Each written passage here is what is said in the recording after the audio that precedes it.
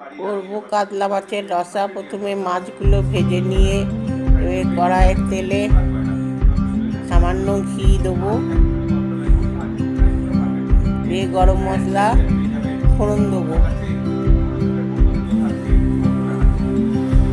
দিয়ে রসুন বাটা দিয়ে দেবো,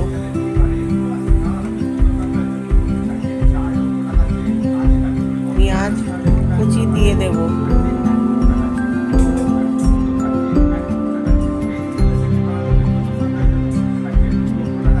দিয়ে একটু ভাজা ভাজা করে দিয়ে দেবো আদা বাটা, টমেটো বেটে নেওয়া, নুন পরিমাণ মতো, জলেতে জিরে গুঁড়ো, ধনে গুঁড়ো, হলুদ গুঁড়ো, কাশ্মীরি লঙ্কার গুঁড়ো, লাল লঙ্কার গুঁড়ো দিয়ে দেবো, কাশ্মীরি লঙ্কা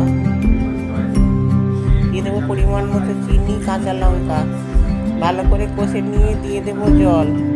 ফুটে উঠলে মাছগুলো দিয়ে দেবো,